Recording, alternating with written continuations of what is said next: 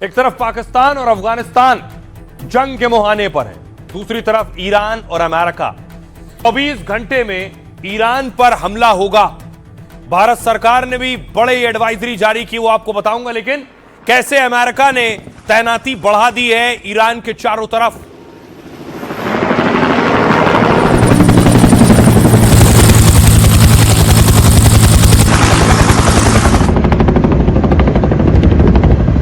दूसरी तरफ अमेरिका ने सीरिया में जहां अमेरिका का सैन्य बेस है, उस जगह पर भी अपनी तैनाती बढ़ा रहा है।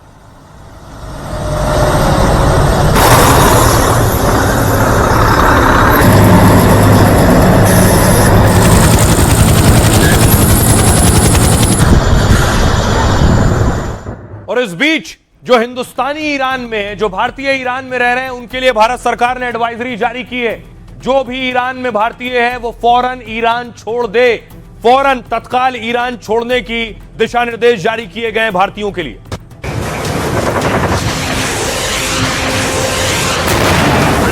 ईरान और अमेरिका में जंग का सायरन बजना शुरू हो गया है। अगले 24 घंटे में अमेरिकी सेना किसी भी वक्त हमला शुरू कर सकती है। जंग की आहट से पूरी दुनिया में खलबली मच गई है।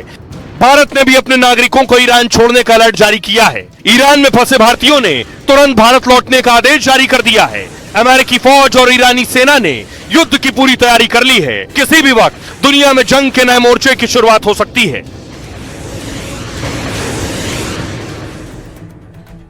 अब देखिए जरा भारत सरकार ने भारतीयों के लिए क्या एडवाइजरी जारी की है। भारतीय आखिर कहां मौजूद हैं, वो भारतीय आखिर उन्हें क्या एक्शन लेना है।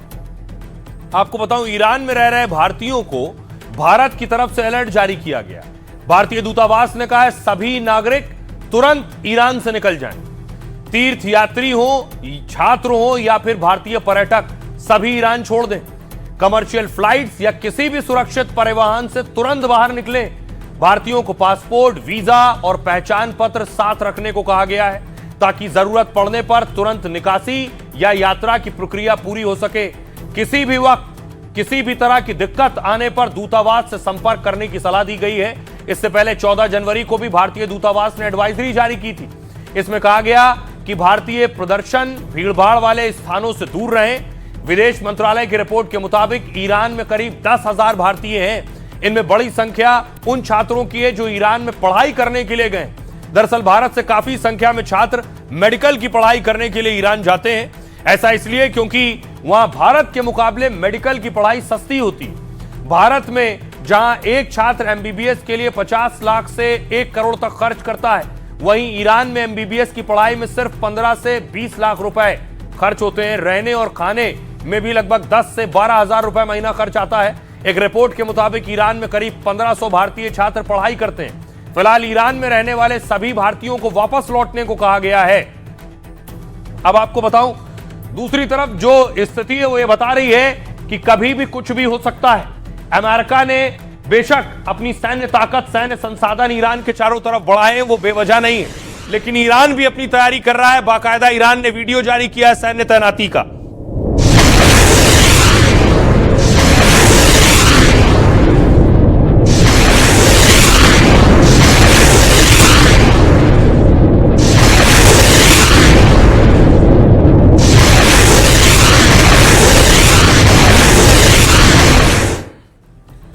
अब सवाल यह है कि क्या ईरान पर अटैक होगा? अटैक होगा तो कब होगा, कितनी देर में होगा? ईरान पर किसी भी वक्त अमेरिका हमला शुरू कर सकता है। अमेरिका के पूर्व CIA अधिकारी के खुलासे ने हड़कंप मचा दिया है। उन्होंने कहा 23 या फिर 24 फरवरी को हमले का फैसला हुआ है, यानी कल ईरान पर अमेरिकी फौज हमला कर सकती है। ईरान पर यह दावा किया है पूर्व CIA अधिकारी जॉन किरियाकू ने।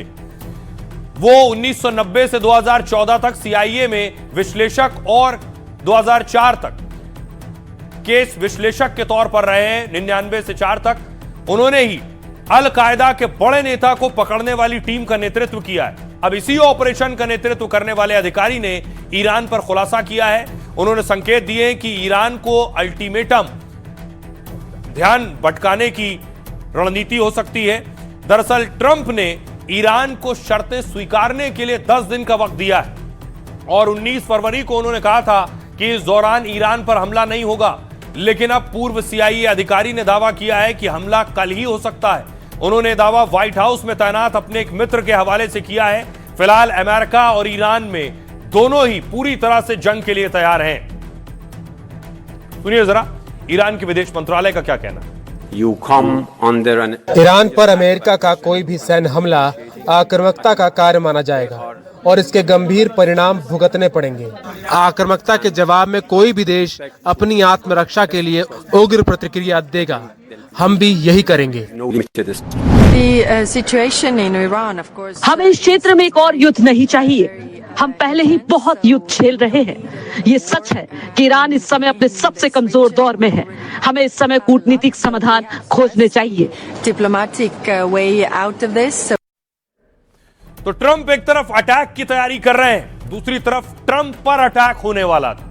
जी हां, ये जो जिसे आप देख रहे हैं ऑस्टिन, ये अटैक करने पहुंचा था रिजॉर्ट में ट्रंप के। याद है आपको, ट्रंप पर अटैक हो चुका है इससे पहले भी। जब चुनाव प्रचार में लगे थे ट्रंप, उस दौरान उनके ऊपर फायर किया गया और वो गोली ट्रंप को लगी। और ट्रंप की इस गोली पर खमनेई कह चुके हैं कि एक बार चूक गए थे, अगली बार नहीं चूकेंगे। तो अब ट्रंप पर फिर एक अटैक हुआ, मैं आपको बताऊं। और यह अटैक कुछ इस तरह हुआ। 21 साल के ऑस्टिन ने ट्रंप के रिजॉर्ट में घुसने की कोशिश की, लेकिन वहां मौजूद सुरक्षा कर्मियों ने उसे गोली मार दी। दरअसल यह मामला फ्लोरिडा में मौजूद ट्रंप के रिजॉर्ट का है। आमतौर पर यहां वो हफ्ते के आखिर में समय बिताने के लिए जाते हैं। इसी वजह से कल रात 1:30 बजे उसने रिजॉर्ट में घुसने की कोशिश की। रिजॉर्ट से कार के बाहर निकली तो उसकी आड़ में वो अंदर घुस गया। सुरक्षा कर्मियों ने उसे रोका तो उसने उन पर बंदूक तान दी। हमले की आशंका में सुरक्षा कर्मियों ने गोली चलाई, जिसमें उसकी मौत हो गई। बाद में पता चला कि युवक अपने साथ शॉटगन और फ्यूल केन लेकर अंदर घुसा था, यानी ईंधन के केन लेकर। हाल ही में जारी हुई जेफरी एप्स्टीन फाइल्स को लेकर यह बहुत परेशान था, बताया गया। इसका मानना था कि इस मामले में ताकतवर लोग बच निकल रहे हैं। साथ ही यह वजह थी कि उसने अटैक किया। उसने दोस्तों को संदेश भी भेजा था कि एप्स्टीन फाइल्स पढ़ो, बुराई असली है। हालांकि जिस समय वो हमला करने घुसा था तब ट्रंप व्हाइट हाउस में मौजूद थे। फिलहाल एजेंसियां जांच कर रही हैं कि आखिर उसका असली मकसद क्या था। अब देखिए जरा, ट्रंप, बेशक ट्रंप पर अटैक हुआ हो, लेकिन ट्रंप जंग के लिए भी तैयारी कर रहे हैं। खबर यह है कि ट्रंप B-2 बॉम्बर खरीदने वाले हैं।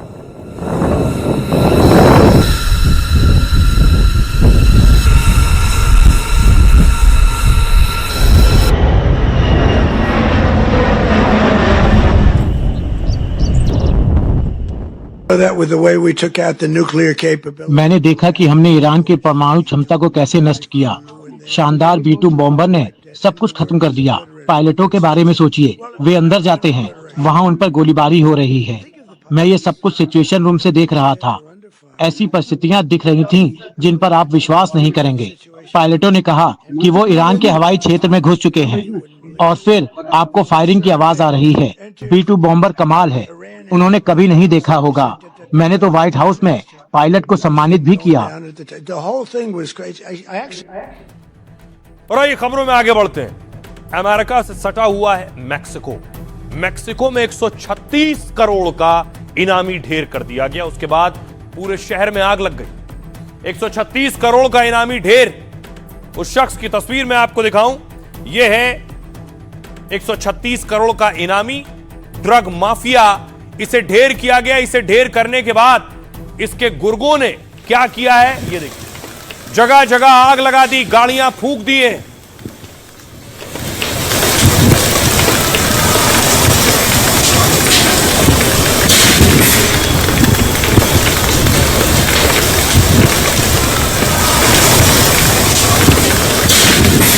सुनने में बड़ा ताज्जुब होगा, मैक्सिको में यह आग सिर्फ इसलिए लगाई गई है कि एक ड्रग माफिया को पुलिस ने ढेर कर दिया है एनकाउंटर में। दूसरी तरफ देखिए जरा, उसके बाद ड्रग माफिया के जो समर्थक हैं वो गोलियां चला रहे हैं।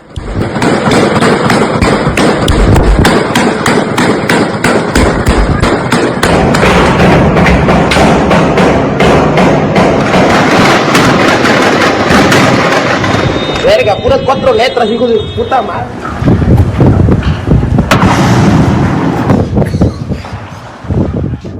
और इतना ही नहीं, उसके बाद पुलिस ने एक्शन शुरू किया। मैक्सिको की सड़कों पर पुलिस ही पुलिस नजर आ रही है।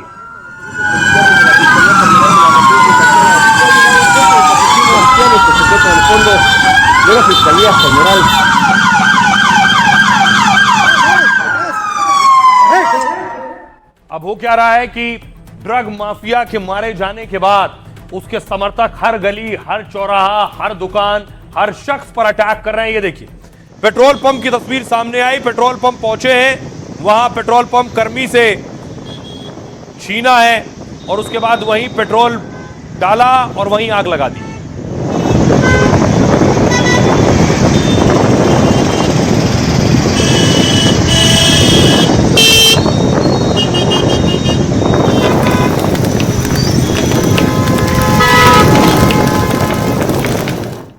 अब आइए आपको पूरी कहानी बताता हूं हुआ क्या। मैक्सिको में सेना ने रविवार को एक बड़ा ऑपरेशन चलाया और देश के सबसे बड़े ड्रग माफिया एल मेंचो को मार गिराया है। इसके बाद पूरे मैक्सिको में आगजनी और हिंसा हो रही है। कई शहरों में एयरपोर्ट, मॉल को आग के हवाले कर दिया गया है। मेंचो के समर्थकों ने बदला लेने के लिए हथियार उठा लिए, हाईवे को जाम कर दिया है, गाड़ियों में तोड़फोड़ की है। एल मेंचो तलपला शहर में सेना के ऑपरेशन में घायल हो गया था। उसे एयरलिफ्ट करके मैक्सिको सिटी लाया जा रहा था, लेकिन ड्रग माफिया एल मेंचो ने बीच रास्ते में ही दम तोड़ दिया। इस ऑपरेशन में मेंचो के अलावा कम से कम 9 और माफिया मारे गए और ड्रग माफिया पर मैक्सिको की सेना ने कार्रवाई ट्रंप के दबाव में की है। अब देखिए एल मेंचो है कौन। El Mencho Jalisco new generation cartel का लीडर था। ड्रग्स बनाने और बेचने के लिए कुख्यात रहा है। ये स्थानीय कारोबारियों से वसूली भी इसका धंधा था। इस कार्टेल की मौजूदगी अमेरिका के 50 राज्यों में है। अमेरिका ने एल मेंचो पर 136 करोड़ का इनाम रखा हुआ था। एल मेंचो ने बचपन में स्कूल छोड़ दिया और खेती शुरू कर दी। 1980 में अवैध रूप से अमेरिका पहुंचा, ड्रग गैंग से जुड़ गया। ये ड्रग तस्करी मामलों में कई बार गिरफ्तार हुआ, डिपोर्ट किया गया। मैक्सिको लौटने के बाद मिलेनियो कार्टेल के साथ जुड़ गया। ये 2009-2011 के बीच एल मेंचो ने अपना गैंग बना लिया। धीरे धीरे मेंचो का गैंग सबसे ताकतवर कार्टेल बन गया, जो फेंटेनिल, कोकीन, हेरोइन की तस्करी करता था। अब सोचिए जरा, ट्रंप क्यों परेशान थे? ट्रंप इसलिए परेशान थे, आपको याद होगा, वेनेजुएला से ड्रग वाले बोट्स पर अटैक किया क्योंकि ड्रग से अमेरिका में बहुत जान जा रही है। इनको से ड्रग सप्लाई हो रहा था अमेरिका में। 2021 में 1,06,699 जाने गई हैं ड्रग्स से अमेरिका में। 2022 में 1,10,000 लोगों की मौत हुई ड्रग्स से अमेरिका में। 2023 में 1,10,037 मौतें हुई हैं। 2024 में कम हुई 80,391 मौतें। 2025 में 76,516 मौतें हुई हैं। अब सोचिए जरा, अमेरिका क्यों परेशान था, ट्रंप क्यों परेशान था और आखिर ऐसा क्या कर रहा था शख्स एल मेंचो। मैक्सिको में एल मेंचो पर कार्रवाई ट्रंप के दबाव में हुई है। ट्रंप ने सैनिक कार्रवाई की चेतावनी तक दी थी कि इसको खत्म करो, नहीं हम सेना भेज देंगे। हाल ही में ट्रंप ने कार्टेल को आतंकी संगठन तक बता दिया था। दरअसल मैक्सिको दुनिया के सबसे बड़े ड्रग नेटवर्क का गढ़ है, जहां से कोकीन, हेरोइन, फेंटेनाइल जैसे ड्रग अमेरिका पहुंचते हैं। अमेरिका में सबसे बड़ी सप्लाई मैक्सिकन कार्टेल्स के जरिए होती है। अमेरिका दुनिया का सबसे बड़ा ड्रग मार्केट है और हर साल लाखों लोग नशे की लत के शिकार होते हैं और फेंटेनाइल जैसी दवाओं से हजारों मौतें होती हैं। अमेरिकी सरकार पर कड़ी कार्रवाई का दबाव रहता है और इसी वजह से उसकी नजर मैक्सिको में मौजूद कार्टेल्स पर रहती है। और हाल में अमेरिका ने वेनेजुएला पर शिकंजा कसा। वेनेजुएला से समंदर के रास्ते ड्रग की तस्करी होती थी। वेनेजुएला के बाद अमेरिका ने मैक्सिको पर नजर गड़ाई और फिर एक्शन लिया। सुनिए जरा एक्सपर्ट क्या कह रहे हैं। मैक्सिको के ड्रग कार्टेल्स रियलिटी में बहुत ही खतरनाक है। Sinaloa and Jalisco new generation cartel ये एक एग्जाम्पल है जो पूरे मैक्सिको में ऑपरेट करता है और ऐसा माना जाता है कि इनकी कुल संपत्ति 20 अरब यूएस डॉलर के आसपास है और इस संपत्ति का इस्तेमाल ये हथियार, अत्याधुनिक हथियार खरीदने में करते हैं। ये ड्रग कार्टेल्स के जो भी ऑपरेटर्स हैं उनकी पहुंच सरकार में बैठे हुए अधिकारियों तक है, नेताओं तक है और जो भी जिम्मेदार लोग हैं उन तक इनकी पहुंच बड़ी आसान है। ये रिश्वतखोरी और भ्रष्टाचार को जो जाल है उसने पूरे मैक्सिको के तंत्र को जकड़ रखा है और इसी वजह से वहां पर एक बड़ा सफाई अभियान नहीं हो पा रहा जिससे कि ड्रग कार्टेल्स का सफाया किया जा सके। ये जो ड्रग माफिया मारा गया, इसके पास अपने हथियार, अपनी सेना थी। ये ड्रग भेजते थे अमेरिका और वहां से हथियार लेते थे।